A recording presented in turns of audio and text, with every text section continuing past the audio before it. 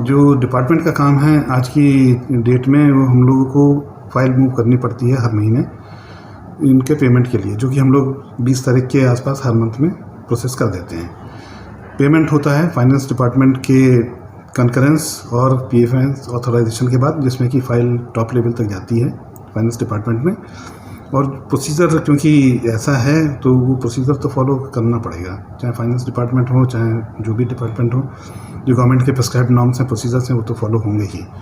तो उसको फॉलो करके फिर जब पीएफएमएस ऑथराइजेशन वगैरह हो जाता है, उसके बाद फिर ट्रेजरी में जाता है, ट्रेजरी के बाद फिर बैंक में जाता है, फिर बैंक से उनके अकाउंट में जाता है। तो इतने स्टेप्स इन्वॉल्व हो जाते हैं उसमें। तो थोड़ा कभी कभी कहीं टेक्निकल ग्लिच हो गई या कहीं छुट्टी हो गई बीच में, या कंसर्न ऑफिसर को कहीं जाना पड़ गया, तो इन सब रीज़न की वजह से कभी कभी डिले होने का चांसेस तो हो जाता है। इसलिए इसमें किसी डिपार्टमेंट की या सरकार की तरफ से कोई ना इंटेंशन है ना कोई गलती है। तो मेरा वही रिक्वेस्ट है कि ये धरना वगैरह नहीं करके डिपार्टमेंट और गवर्नमेंट को बात को समझ के और पूरा सबको सपोर्ट करना चाहिए, डिपार्टमेंट को भी गवर्नमेंट को भी, और उनको हमारे साथ मिलके कंधे से कंधा मिला के काम करना चाहिए।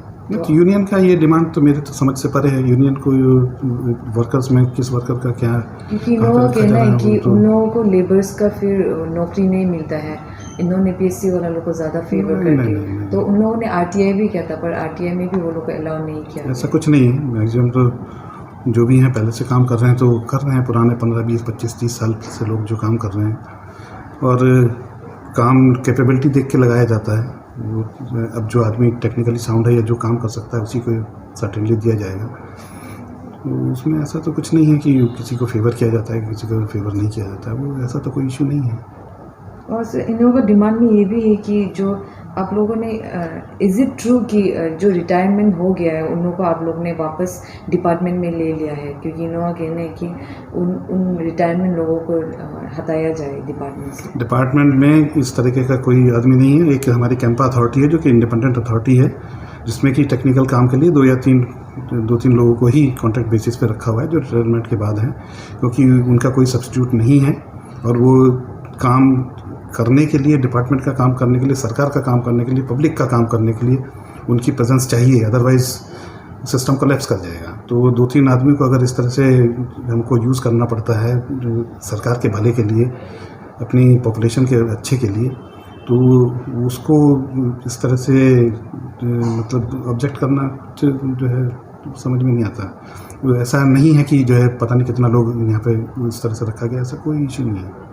तो इसका जो रिक्रूटमेंट प्रोसेस हुआ था, रिक्रूटमेंट नहीं, वो तो कॉन्ट्रेक्चुअल बेसिस है, वो तो नॉर्मल ऑलरेडी इसका एडवर्टाइजमेंट किया गया था। एडवर्टाइजमेंट नहीं होता, कंटिजेंसी ही आप बोल लीजिए उसी तरह से उनको। और वो अथॉरिटी, इंडिपेंडेंट अथॉरिटी, वो उसको पावर है एंगेज करने के लिए अपने हिसाब से जो लोग, और टेक्निकल नॉलेज है जो कि दूसरों के पास इस समय नहीं रहेगी। और धीरे धीरे उसमें जब हमारे पास वो एक्सपर्टाइज आ जाएगी, दूसरे लोग हमारे पास अवेलेबल होंगे, उनको हटा दिया जाएगा। वो तो सिर्फ फॉर द टाइम बिंग, क्योंकि एक बीच में गैपिंग है, कोई उस तरीके का टेक्निकल हैंड है नहीं, और वो बड़े अलग टाइप के काम है जिनको हैंडल करना है।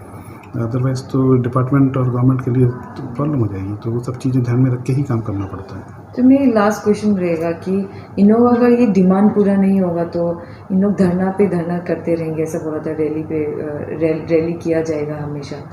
तो आपको इन लोगों को क्या कहना है? यूनियन कहना है कि डिमांड तो कोई ऐसी नहीं है कि जो कि बहुत जेन्युइन हो। पेमेंट रेगुलर मिल ही रहा है। कॉन्ट्रेक्चुअल अपॉइंटमेंट का मैंने बता ही दिया किस तरह से, कोई उस तरह का इशू ही नहीं है। और जहाँ तक क्या बोलते हैं, तीसरा इनका क्या क्वेश्चन था फिर कि नॉन एपीएसटी का, वो ऐसा भी कोई इशू नहीं है आजकल की डेट में। हमें तो लगता नहीं कि कोई भी नॉन एपीएसटी होगा।